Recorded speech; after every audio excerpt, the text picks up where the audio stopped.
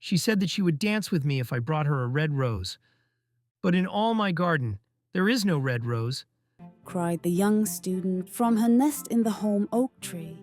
The nightingale heard him, and she looked out through the leaves and wondered. There isn't a single red rose in all my garden. Cried the student, and his beautiful eyes filled with tears.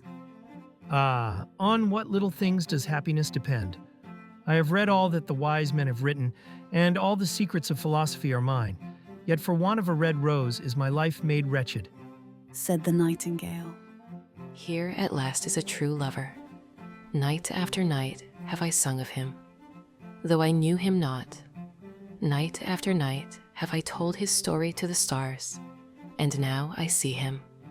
His hair is dark as the hyacinth blossom, and his lips are red as the rose of his desire. But passion has made his lace like pale ivory, and sorrow has set her seal upon his brow. The prince gives a ball tomorrow night, murmured the young student, and my love will be of the company. If I bring her a red rose, she will dance with me till dawn. If I bring her a red rose, I shall hold her in my arms, and she will lean her head upon my shoulder, and her hand will be clasped in mine. But there is no red rose in my garden, so I shall sit lonely, and she will pass me by. She will have no heed of me, and my heart will break. Here indeed is the true lover, said the nightingale. What I sing of, he suffers. What is joy to me, to him is pain. Surely love is a wonderful thing. It is more precious than emeralds, and dearer than fine opals. Pearls and pomegranates cannot buy it, nor is it set forth in the marketplace. It may not be purchased of the merchants, nor can it be weighed out in the balance for gold. The musicians will sit in their gallery, said the young student, and play upon their stringed instruments, and my love will dance to the sound of the harp and the violin. She will dance so lightly that her feet will not touch the floor, and the courtiers in their gay dresses will throng round her. But with me she will not dance, for I have no red rose to give her. And he flung himself down on the grass and buried his face in his hands and wept. Why is he weeping?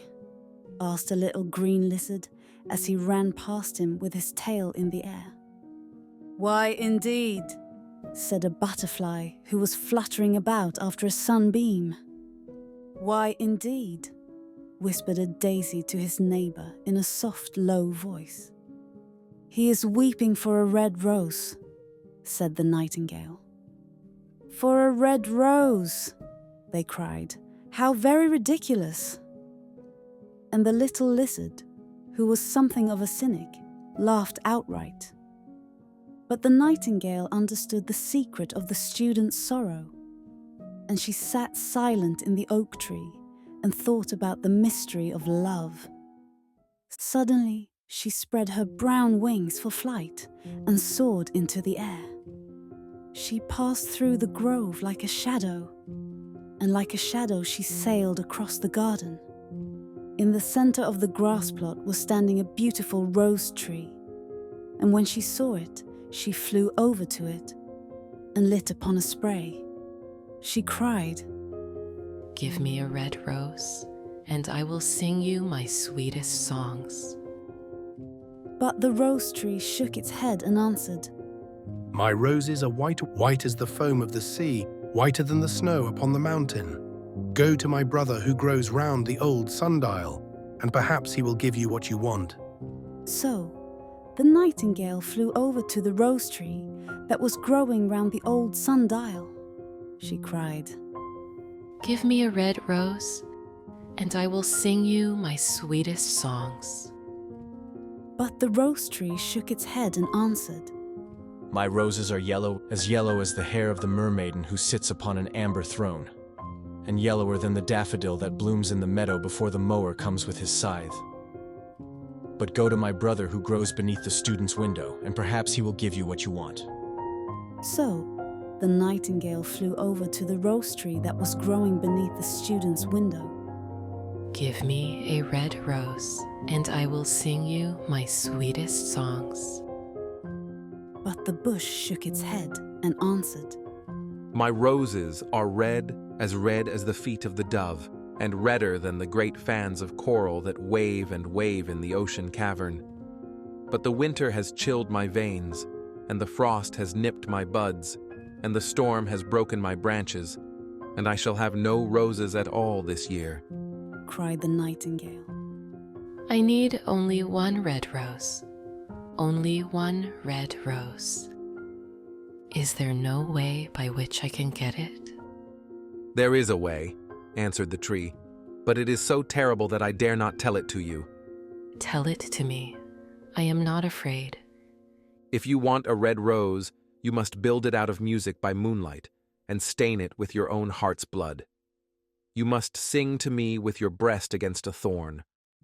All night long you must sing to me, and the thorn must pierce your heart, and your lifeblood must flow into my veins and become mine, cried the nightingale.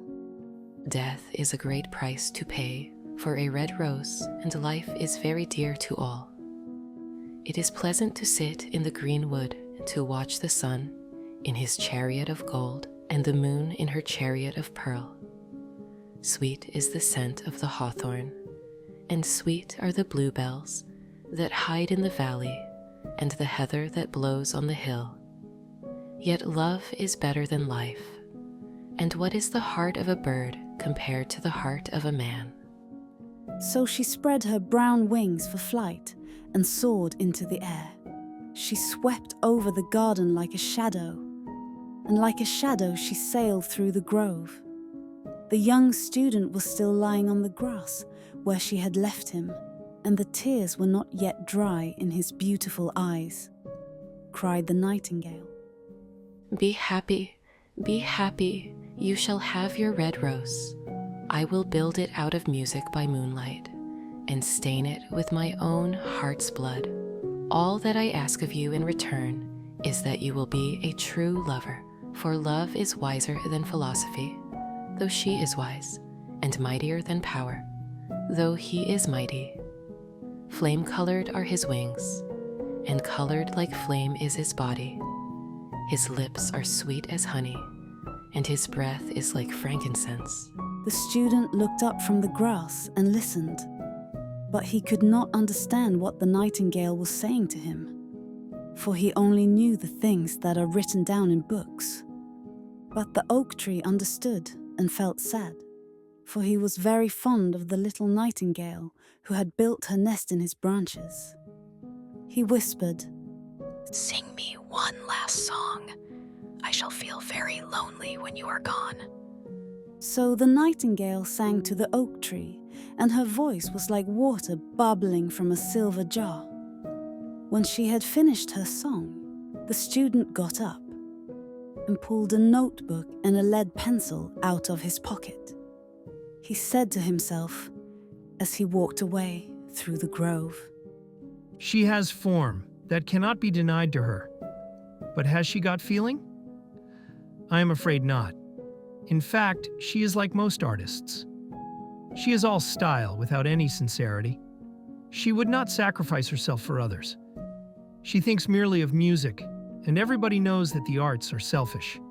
Still, it must be admitted that she has some beautiful notes in her voice. What a pity it is that they do not mean anything, or do any practical good. and he went into his room and lay down on his little pallet bed and began to think of his love. And, after a time, he fell asleep. And, when the moon shone in the heavens, the nightingale flew to the rose tree and set her breast against the thorn. All night long she sang with her breast against the thorn, and the cold crystal moon leaned down and listened. All night long she sang, and the thorn went deeper and deeper into her breast, and her lifeblood ebbed away from her. She sang first of the birth of love in the heart of a boy and a girl, and on the topmost spray of the rose tree there blossomed a marvelous rose, petal following petal as song followed song. Pale was it at first as the mist that hangs over the river, pale as the feet of the morning, and silver as the wings of the dawn, as the shadow of a rose in a mirror of silver, as the shadow of a rose in a water pool, so was the rose that blossomed on the topmost spray of the tree. But the tree cried to the nightingale to press closer against the thorn. Press closer, little nightingale, or the day will come before the rose is finished. So the nightingale pressed closer against the thorn, and louder grew her song, for she sang of the birth of passion in the soul of a man and a maid. And a delicate flush of pink came into the leaves of the rose, like the flush in the face of the bridegroom when he kisses the lips of the bride. But the thorn had not yet reached her heart, so the rose's heart remained white, for only a nightingale's heart's blood can crimson the heart of a rose. And the tree cried to the nightingale to press closer against the thorn. Press closer, little nightingale, or the day will come before the rose is finished. So the nightingale pressed closer against the thorn, and the thorn touched her heart, and a fierce pang of pain shot through her. Bitter, bitter was the pain, and wilder grew her song, for she sang of the love that is perfected by death, of the love that dies not in the tomb. And the marvelous rose became crimson, like the rose of the eastern sky.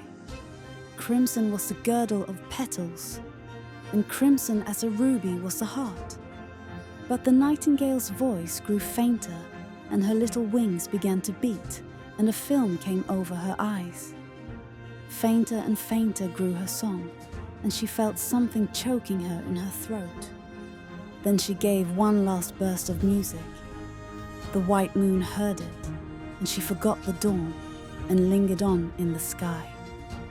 The red rose heard it, and it trembled all over with ecstasy and opened its petals to the cold morning air. Echo bore it to her purple cavern in the hills and woke the sleeping shepherds from their dreams. It floated through the reeds of the river, and they carried its message to the sea. Look, look, the rose is finished now, cried the tree. But the nightingale made no answer, for she was lying dead in the long grass with the thorn in her heart. And at noon, the student opened his window and looked out. Why, what a wonderful piece of luck. Here is a red rose. I have never seen any rose like it in all my life. It is so beautiful that I am sure it has a long Latin name. And he leaned down and plucked it. Then he put on his hat and ran up to the professor's house with the rose in his hand. The daughter of the professor was sitting in the doorway, winding blue silk on a reel, and her little dog was lying at her feet, cried the student. You said that you would dance with me if I brought you a red rose. Here is the reddest rose in all the world. You will wear it tonight next your heart, and as we dance together, it will tell you how I love you. But the girl frowned and she answered, I am afraid it will not go with my dress. And besides, the Chamberlain's nephew has sent me some real jewels, and everybody knows that jewels cost far more than flowers. Well, upon my word, you are very ungrateful, said the student angrily, and he threw the rose into the street, where it fell into the gutter, and a cartwheel went over it. Ungrateful. I tell you what, you are very rude. And after all, who are you? Only a student. Why, I don't believe you have even got silver buckles to your shoes as the Chamberlain's nephew has. And she got up from her chair and went into the house. What a silly thing love is, said the student as he walked away. It is not half as useful as logic, for it does not prove anything, and it is always telling one of things that are not going to happen and making one believe things that are not true. In fact, it is quite unpractical, and as in this age to be practical is everything, I shall go back to philosophy and study metaphysics. So he returned to his room and pulled out a great dusty book and began to read.